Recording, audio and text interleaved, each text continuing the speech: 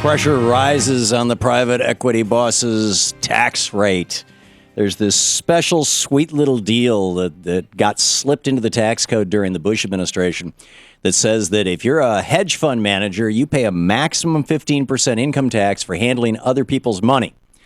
Now, if you're an insurance agent, middle-class insurance agent, you could pay up to 35% federal income tax for handling other people's money. Or if you're an investment advisor working at, a local investment shop, you could pay up to 35%. But if you're a Wall Street hedge fund manager, 15%. It's pretty much only for multimillionaires and billionaires. And what a sweet deal it is. And the president is talking about undoing that with the Buffett rule. And there was an interesting article in the Financial Times today, front page of the Financial Times, in fact, about how internationally governments around the world, particularly in Europe, because England has did a similar tax break during the Blair government, saying this is crazy.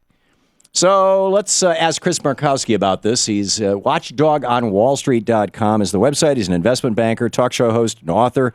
You can read all about it at watchdogonwallstreet.com. Chris, welcome to the program. Pleasure. Thanks for having me. I'm actually one of those little registered investment advisors that you talk about that has to pay the higher tax rate. Do you? Yeah. Okay. So you don't call your income carried interest and pay a maximum 15% income tax rate? No. I'm not commingling my funds with my clients' funds, and that's the difference between the two. A hedge fund guy is basically running a fund where they often have a vested interest in this carried interest deal. Well, why don't you just say to all your clients, I'm going to throw $5 into your pot, and you can keep all the profit from it. I'm just doing it because my tax rate's going to drop from 35% to 15%. Because that would be illegal for me to do that because everybody's different. I'm a financial planner. I'm not one of these guys, hedge fund guys. I've been going after them for a long time. They're basically gambling. They pick a certain direction that they're going to go, and sometimes it works, and sometimes it doesn't work. And yes, there's a carried interest tax deal there that most certainly needs to be dealt with. But have you ever heard, Chris, of a hedge fund manager going down in flames? It's like when it doesn't work, their customers get screwed. But they don't. They do too. There's no doubt about it. Yeah, there's a lot of hedge fund guys that have lost an absolute fortune. More often than not, yeah, sure, their customers are really bearing the brunt as well. But yeah, there's been plenty of these hedge funds that when they blow up, the hedge fund guy blows up with them. But the management fees that guy has taken along the way have more than made up. I mean, I've never ever heard of a hedge fund manager who has been reduced to standing on the corner in New York City with a tin cup and a sandwich board that says, brother, can you spare a dime?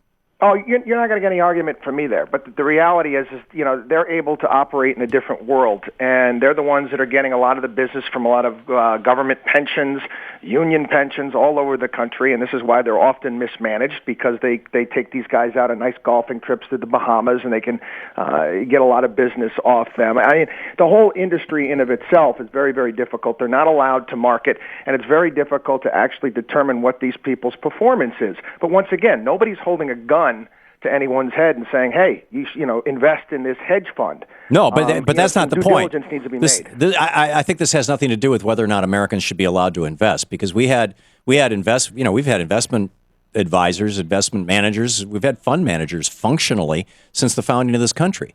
I mean, there was a healthy trade in the 1790s in stock in the East India Company, that was being conducted in New York. So I was in Sweden a couple of weeks ago. And in Sweden, and this is from a piece in the Financial Times yesterday or today, I believe it was, but it echoes what I had, a bunch of politicians on the show, and one of them told me about this, and I thought, whoa.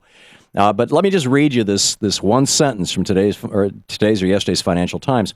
In Sweden, tax authorities are pushing key executives from Nordic Capital, IK, and Altor. That's their equivalent of, J.C. Morgan Chase, Goldman Sachs, and Bank of America. It's their biggest fund companies. or Paulson and whatever his company is. Anyhow, are pushing key executives in Nordic Capital, IKN, and Altor to respectively pay a 56% tax rate on income tax plus a 40% penalty tax on past profits instead of the 30% capital gains rate that they have already paid. Now, they pay 30% in Sweden, but everybody else pays 56%, and they're just trying to raise it up to that. Why are we so insane in the United States that we say having these guys have this 15% tax loophole is a good thing? Well, I don't know how that whole 15% tax rate got tossed into the mix. I really don't, and I have no problem with making tax rates fair and equitable across the board. And I think that's a fundamental problem we have with our country is that we're not equal under the law, and it's not just in regards to hedge funds. Oh, yeah. I own a small business, but I most certainly cannot afford, nor most of my clients, which are small business owners all across the 50 states, to spend ridiculous sums of money to put out a 19-foot tax return like General Electric was able to do and pay nothing. That's right. And I think this is where the frustration comes from, is that we're not equal under the law, and we're supposed to be. Yeah, I agree with you. And here's the problem is that the reason why GE could put out was it 19 feet long? Really? 19 feet high if you were to print the thing out. 19 feet high? Holy cow. I'll bet that a large, a not inconsequential chunk of that was legislation that was proposed by General Electric to specific lawmakers, along with campaign contributions or nice trips to Ireland or something. And those guys got that into the law. I mean, the big companies these days, it's like, Foster Friess, the billionaire who's behind Rick Santorum. He was at the Koch brothers convention where they had a whole bunch of billionaires get together about 3 weeks ago, and they had this kind of auction, and they pledged $100 million of their own money to take down Obama in the upcoming election, to hand off to Karl Rove's PAC and things like that. And Foster Friess came out and he said, anybody, and I'm paraphrasing from memory, but this is pretty close to verbatim. He said, any of those guys who were at the Koch brothers event with me would find that Rick Santorum is a good investment, and they would get a good return on their investment, those are the phrases he used, by supporting Rick Santorum because of his belief in the free enterprise system. And I agree with you, but you have to understand that this also works for both sides, and it happens for both parties. I'm not making this partisan. Yeah. That's what I'm saying. I'm saying this is an issue that needs to be. Although I can tell you right now, there are no billionaires standing at the door of Senator Bernie Sanders' office. Instead, he's relying on Americans to go to Bernie.org and give him contributions. There's no billionaires standing at Dennis Kucinich's door. But we both agree then that we need to completely reform the tax code, because the tax code is like the yellow sun to Superman for politicians, because that's where they get all their power from, because their ability to put loopholes in. A 70,000-page document to manage the taxes for the United States is absurd. Yeah. And this is where we should start with, is tax reform where it's fair and equitable across the board. Then you're going to do away with a lot of the people that are cheating and trying to get away with stuff, because people often feel like, this one's getting away with it, so I'm going to try to get away with it. And it's a disaster at this point in time. Yeah, absolutely well said. So where do we begin?